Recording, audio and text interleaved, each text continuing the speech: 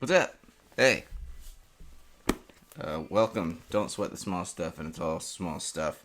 I'm your host, Lewis. It's day 7, I suppose.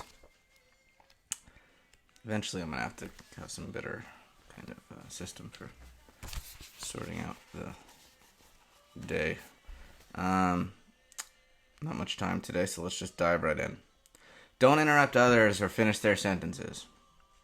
It wasn't until a few years ago that I realized how often I interrupted others and or finished their sentences. Shortly thereafter, I also realized how destructive this habit was. Not only to the respect and love I received from others, but also for the tremendous amount of energy it takes to try to be in two heads at once. Think about it for a moment. When you hurry someone along, interrupt someone, or finish his or her sentence, you have to keep track not only of your own thoughts, but of those of the person you are interrupting as well. This tendency, by the way, is extremely common in busy people, encourages both parties to speed up their speech and their thinking. This, in turn, makes both people nervous, irritable, and annoyed. It's downright exhausting. It's also the cause of many arguments, because if there's one thing that almost everyone resents, it's someone who doesn't listen to what they're saying. And how can you really listen to what someone is saying when you are speaking for that person? Once you begin noticing yourself interrupting others, you'll see that this insidious tendency is nothing more than an innocent habit that has become invisible to you. This is good news because it means that all you really have to do is to begin catching yourself when you forget.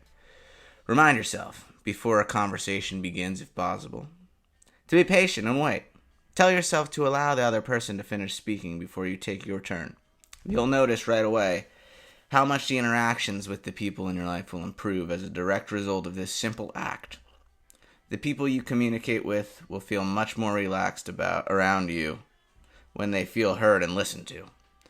You'll also notice how much more relaxed you'll feel when you stop interrupting others.